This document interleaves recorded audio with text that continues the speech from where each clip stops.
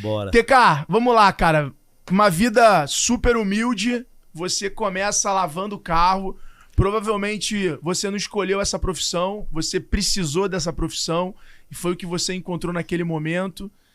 E olhando de lá pra hoje, um cara reconhecido no Brasil como empresário bem-sucedido, não só mais do mundo dos carros, mas como empresário mesmo de negócios, as pessoas querem fazer negócio com você. Qual foi o maior extremo que você passou nessa sua jornada?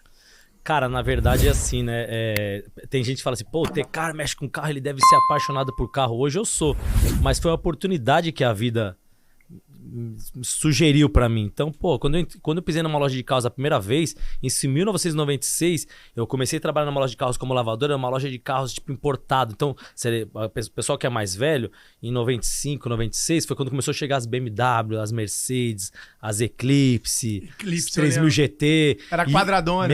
E quando eu cheguei nessa loja pra trabalhar, eu falei, cara, que mundo é esse que eu não sabia que existia. Então foi uma oportunidade, assim, uma oportunidade que eu tive na vida de começar a mexer com carro.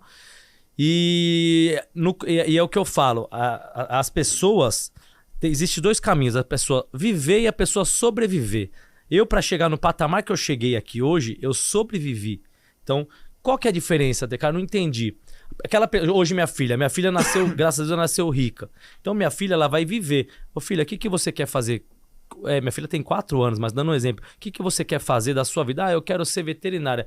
Vai fazer seu sonho, vai ser veterinária. Ela vai viver. Vai fazer tua faculdade, eu vou te pagar o curso, eu posso te ajudar a abrir sua loja. Ela vai viver.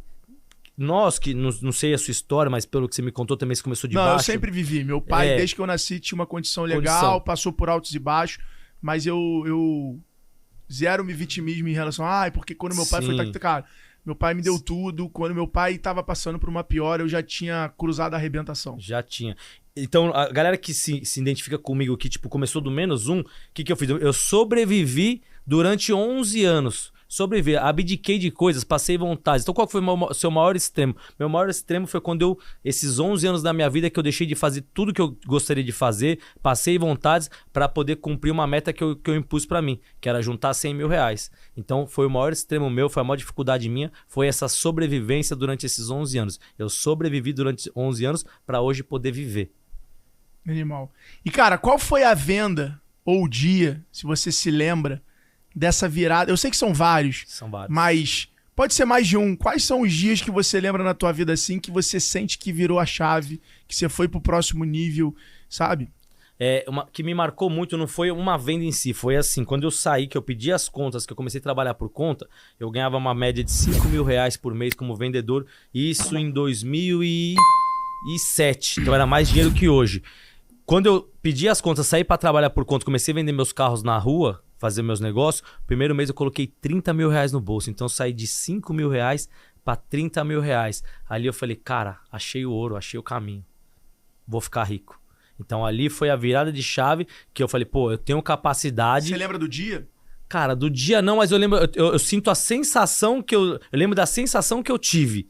Tipo, a sensação que eu tive quando eu peguei minha planilhazinha ali, que eu fazia minha planilha, sempre fui muito organizado, que chegou no final do mês, sobrou um carro. Tipo assim, 30 mil era um Fox. Sobrou um carro. Eu falei, cara, um mês sobrou um carro. Transcreve esse sentimento pra mim numa palavra. Se você pudesse hoje, assim, falar uma palavra assim.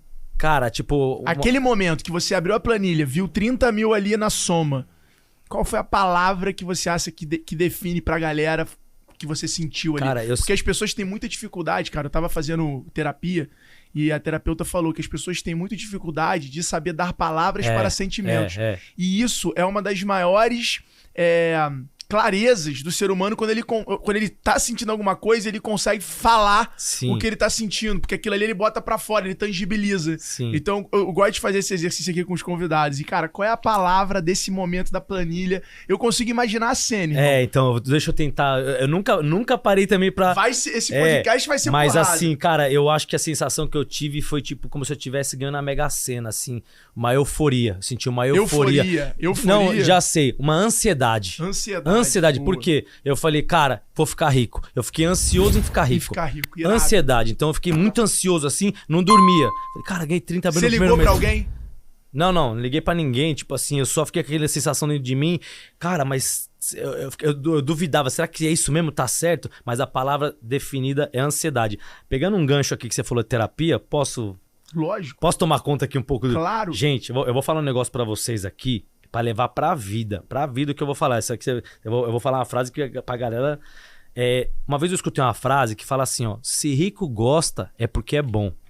Então, se rico gosta é porque é bom. Rico não é bobo, rico não gosta de coisa, se não for bom ele não gosta. Então, se rico gosta é porque é bom. Terapia. Eu quando era pobre, eu não fazia terapia. Ah, isso é frescura, isso não vira, isso é besteira. Quando eu comecei a ganhar dinheiro e fiquei rico, eu fui fazer terapia e fui ver o quanto que é bom. Então, quem que faz terapia? Rico ou pobre? O rico faz a terapia. Cara, a terapia é a academia do cérebro. Cara, então quem puder, você que não tem condições, investe em terapia porque hoje tem a teleterapia, né? Você pode fazer mas eu digo assim, ó, e tal. eu tirando base por mim, você falasse pra mim terapia há uns anos atrás, eu falo que isso é frescura, vou gastar meu dinheiro fazendo terapia, então façam terapia. Isso leva pra vida pra tudo, tá? Quando lançou o carro automático, eu gosto de trocar a marcha, eu não quero. O rico já gostava do carro automático. Então, se rico gosta é porque é bom, cara. A minha última experiência agora é primeira classe. Não precisa de primeira classe, não executivo, isso aí. Toma um Rivotril e vai dormindo lá, não precisa nem ver. Aí minha filha nasceu, eu falei, cara, eu vou de executivo, vou de primeira classe. Cara, eu vi. Falei, meu, então se... O pior é quando eu vejo a galera, essa galera da internet falando assim, não, porque a primeira classe é pra você fazer network. Cara, aí eu falo, porra, é pra tu dormir, meu irmão. Né? Primeira classe, esquece essa historinha de que não, é pra fazer network, porque você vai viajar do lado. Todo mundo vai estar dormindo e você não vai ter cara de pau de bater no cara do lado e falar, e aí, meu amigo, com o que você trabalha? Então, não fiquem caindo nesses papos de gente que fica arrumando justificativa pra fazer isso. É isso que o TK falou, é comodidade, é investir em você, na qualidade do teu tempo. Então leve isso aqui pra vida. Se rico gosta é porque é bom. Gosto dessa. Essa frase é boa, essa frase vai pegar corte com certeza. Então, ó, primeiro highlight do TK, da jornada do TK, foi a planilha, quando você saiu do emprego, empreendeu ali e bateu 30 mil no teu primeiro mês sozinho. Sozinho. Segunda vez que você olhou pra vida assim e falou assim, cara, porra, agora eu fui pro próximo nível. Eu tinha colocado uma meta na minha vida, quando eu era lavador de carros, teve uma ocasião lá que teve um cliente que ganhou uma moto do pai, e aquilo me chamou muito a atenção, e eu falei, cara, eu preciso ser alguém, preciso fazer alguma coisa, eu preciso mudar meu jogo. Só que eu tinha 15 para 16 anos, eu não tinha sabedoria para nada, eu não tinha ninguém, não fui criado com o pai, minha mãe era faxineira, eu era lavador, minha mãe era faxineira na loja. Então eu não tinha alguém para me auxiliar o que fazer. Então o que eu fiz? Na minha máximo da minha inteligência na época, de informação, eu falei, eu vou juntar dinheiro para quando eu tiver meus 70 anos, eu ter um valor X por mês. Vou ter um valor X guardado, eu não quero mais passar fome, eu não quero passar mais dificuldade. Então, tudo que eu ganhar, eu vou pagar minhas continhas aqui e vou juntar. Até que eu fazia bico de garçom aos finais de semana, para poder juntar. Então, eu fiquei 11 anos juntando dinheiro na minha vida. 11 anos. Com a expectativa de quando eu tivesse meus 70 anos... E qual era a quantia que você tinha dessa... Eu ia ter, mais ou menos assim, mais ou menos uns 60, 70 mil reais. Mais ou menos, tá? Na minha cabeça era isso aí. Na cidade. Então, juntando dos meus 15 aos meus 60 e poucos anos, eu ia ter isso aí, uns 70 mil reais. Virada de chave, quando eu tava com a minha loja já estabilizada, eu comecei a ganhar isso por mês.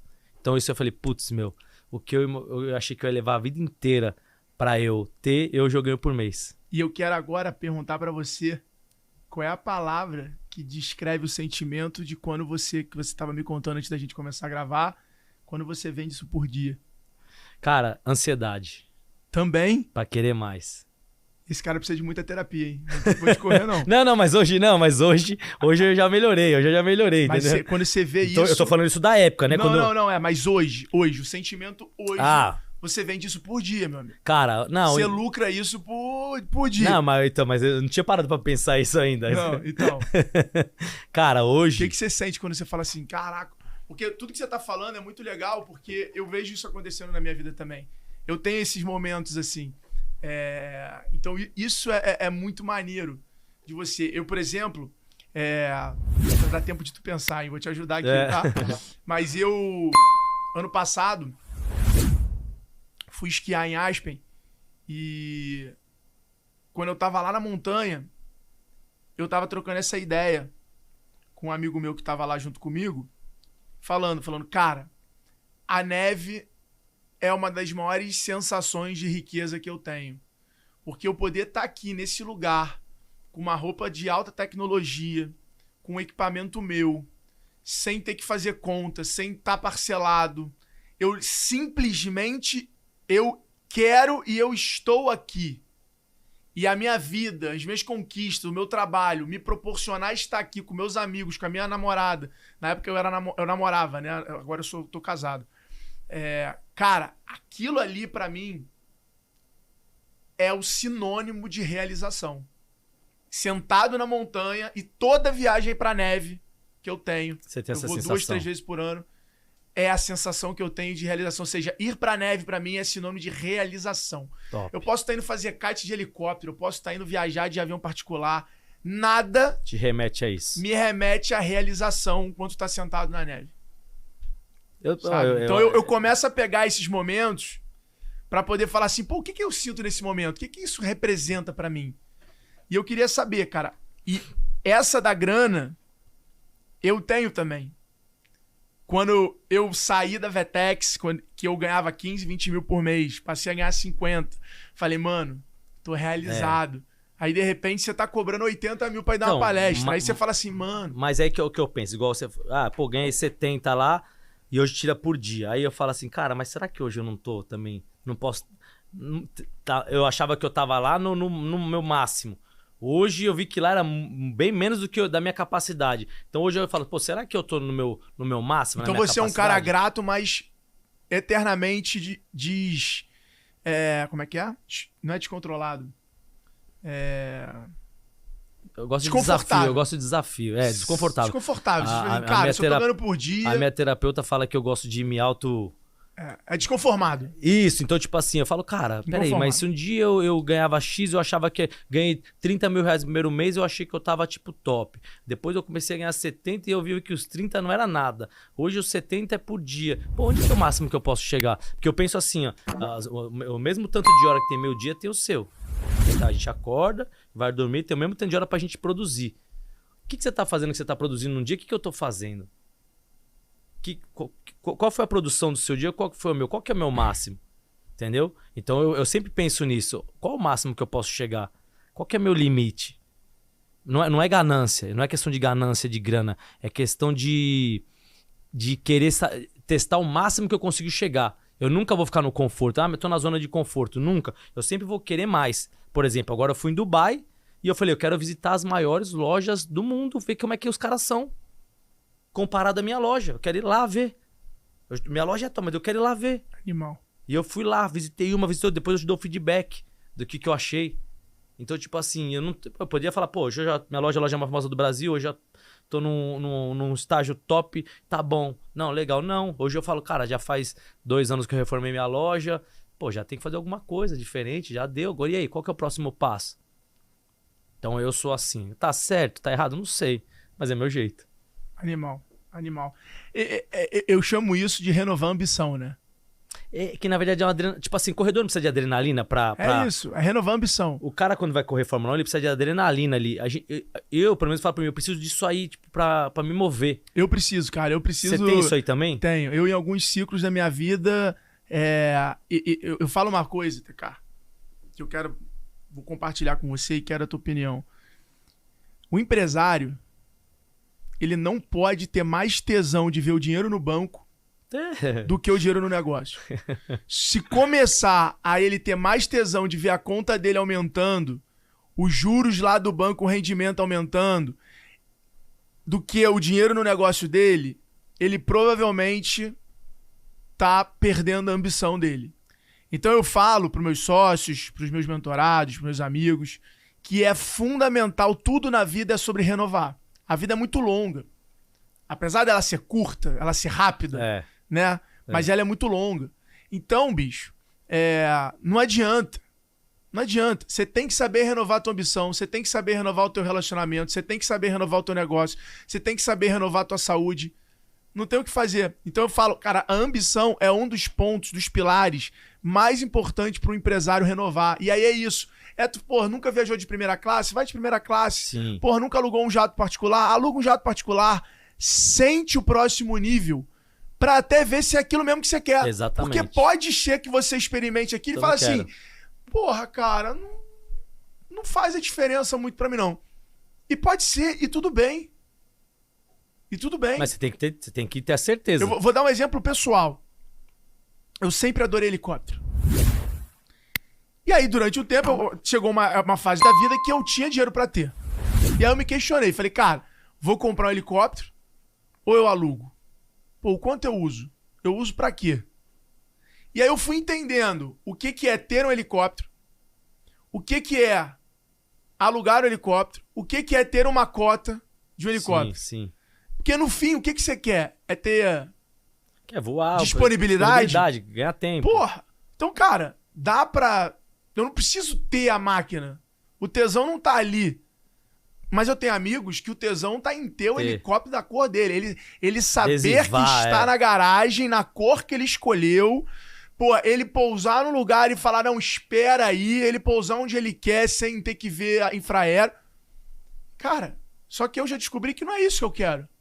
Eu não quero ter esse trabalho. Eu quero ter a disponibilidade. Sim. Então, o melhor jeito de eu ter a disponibilidade... Então, acho que você testar o próximo nível para você realmente poder traçar um plano, porque eu ouvi outro dia isso em algum podcast, né? Não é a meta que vai fazer te chegar. É o plano. É o plano. Que vai fazer você chegar lá. É o plano. Então, não é a meta. Minha meta é ter... Qual é o teu plano para ter?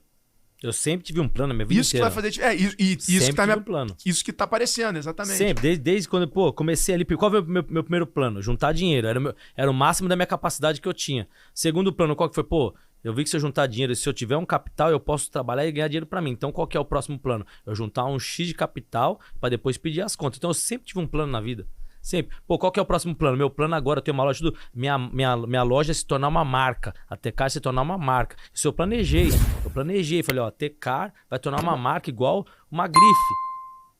A única coisa que eu não planejei que Deus me deu de bônus foi a fama. Eu não planejei ter fama, não fui atrás. Aconteceu. Foi um presente de Deus pra mim. Na verdade, foi uma consequência do teu sucesso, Uma consequência, mas assim, tem vários empresários melhores do que eu, muito mais capacitados, que não tiveram a fama, ou talvez nem queiram ter a fama. Eu não fui atrás da fama, nunca escolhi isso, e eu tive. Então, hoje eu acredito que a fama, o que seria? Foi um presente de Deus pra mim, pra influenciar pessoas.